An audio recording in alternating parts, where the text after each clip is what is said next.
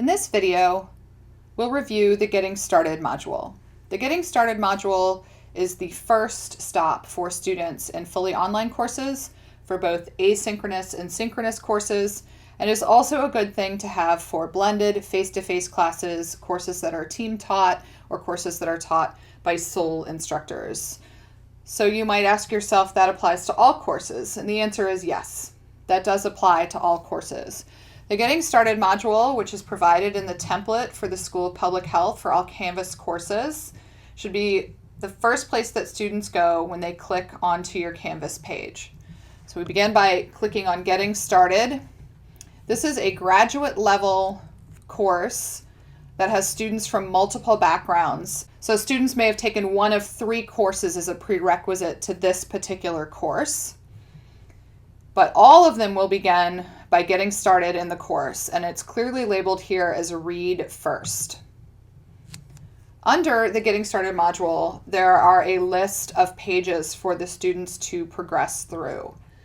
The most important would be to start with the faculty introduction, and this is important for all courses. It may be done in person in a face-to-face class, but it's also helpful for it to live here under Getting Started. So this can be tailored for each particular course or can be standardized across all of your courses. This one here speaks specifically to the teaching experience and then also the research experience that lends itself towards this particular course. From there, I have hyperlinked it to the next page, but students could also go back to the Getting Started module. The next page would be the course introduction, and as you'll notice, some of this material mimics what would be in your printed syllabus, but the purpose of Getting Started as a module is that it will highlight the information in your syllabus, but pointing out things that are particularly important to the students. In this course introduction, there has been a video prepared similar to what would be walked through on the first day of class in a face-to-face course. If your course is face-to-face, it's useful to record a video as well so that students, if they've missed the first day of class, can also go back and watch this video.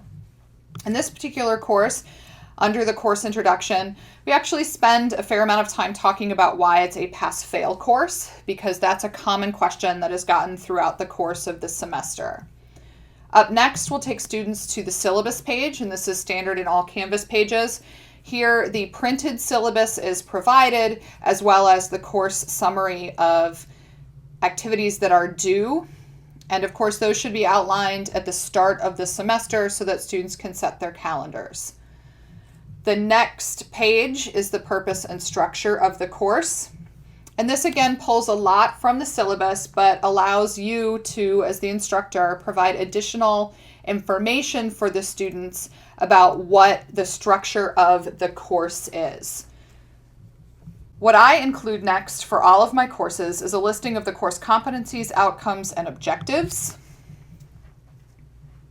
And this discusses with the students why they are taking this course, if this is a required course, and then it shows the alignment for the SOPH requirements, departmental competencies that are associated with your class. Now, this is a course that is taken by a large number of students from varying backgrounds, and so this is a larger document than you may have for a doctoral level course. And then over here are the course objectives specific to this class, and then what are the assessments that are used to measure those objectives so that the students have an understanding of why they are in this class, what they are expected to know at the completion of this course or be able to do or demonstrate, and then what assessments will be used to measure. For this particular course, I also spend some time in Getting Started introducing their final team project so that as they go through the course, they are keeping this final project in mind so that they are not caught off guard in the final weeks of the course. You can assure that they have seen what the culmination of the course is going to look like for them and what the expectations are. This then proceeds from here in the Getting Started module to go through the things that are more standard for each course, and that's the minimum technology requirements and minimum technical skills. Make sure to update these if there are things that are specific to your course. For this course, it's relatively standard. There's nothing that they need to have or be able to do in this course technology-wise that is special. However, when we get to the minimum technical skills, you will see that there are some additional items added here to the standard technical skills that are specific to this class that students need to know how to use. Following that, under Getting Started, there are the list of the UAB learner supports and then technical support for the students. The remainder of the Getting Started module for this particular course, again, offers them the printed syllabus.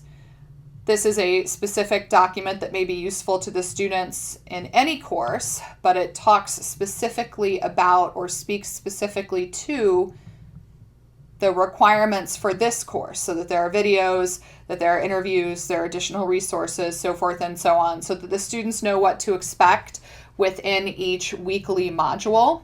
It also provides them a little bit of instruction in terms of navigating the course and then a reminder on how to contact the TAs. The subsequent document provided here is a list of activities and due dates, and this came from a Zoom conversation prior in the School of Public Health that was presented in a class that was team taught with Lisa McCormick. And the students I have found also really find this to be very helpful for their courses. It also helps as an instructor that you have this course map as well to know that when things are due and the due dates. And this was done in Excel and just created as a PDF. And then again, under Getting Started are the Getting Started activities. So in this particular course, as in all of our courses, there's the plagiarism. They have to sign the academic misconduct. There's an academic misconduct discussion that was taken, again, arose from another conversation within the School of Public Health, having students discuss what misconduct is from Dr. Padilla, and then the student honor code agreement, and then the syllabus quiz. And this is really probably the most important aspect of this Getting Started module. And that is providing students an opportunity to reflect on the syllabus, and it allows you to really highlight for the class the important aspects of things that they need to know, so that a student can never again tell you they didn't know when assignments were due. So you can see here that these questions are about what time assignments are due, how many course level objectives to make sure that they've laid their eyes on those, what is the best way to contact, how long should you wait for a reply, what is the name of the discussion board for our particular courses that they'll use regularly. Again, goes back to some objectives, talks about the textbook. So you can really highlight things or activities that you need the students to be aware of that are consistently recurring. The Getting Started module is a place for procedures and rules of the course. It's not a place for course content. So it's how you want things done, when they need it to be done, and how they'll be submitted. There are different Getting Started pages based upon the course that you have. This is a fully online course. Here is a course that is also fully online, but it is team taught. You'll see a very similar setup. The difference in this course for the team taught aspect of the course is under the faculty introduction, there is an introduction provided for both faculty that are involved in this course. And this works well for courses that may be managed by one faculty member, but the content was recorded by a different faculty member. So we cover here why there are two faculty in this course, and then when they'll hear different voices, and a little bit about the introduction of who will be the course master. And again, this is relatively straightforward to update for each semester. Another kind of course that you may use a Getting Started module for would be an asynchronous course, or a course that students largely travel through on their own. And that example here is the overview of public health. You can see the landing page for this course looks quite different. They simply are directed to begin with Getting Started. When you go to this Getting Started set of pages here, you'll notice things that are very similar, but instead of a faculty introduction, there's just an introduction to the course in general that actually begins with an interview with our dean that was published, as well as a video for the structure of the course, since this is largely asynchronous. Coming back to Getting Started for this course, Something also that is useful, particularly since this is an asynchronous course, is a listing of the assignment rubrics and grading. So it will alert the students to the different types of assessments that are available in the class throughout the course of the semester and what are the rubrics associated with those. And by rubrics here, I don't mean the answers to the specific assignments. It is the rubrics on how they will be assessed. So for example, if you look at the discussion board rubric, so that they are aware of what is going to be acceptable for the discussion and how those will be graded. The really great thing about the Getting Started module is that it lives in perpetuity on your Canvas page. So if students add the class later, or if they forget, they can always go back to Getting Started to get the rules and procedures for the course.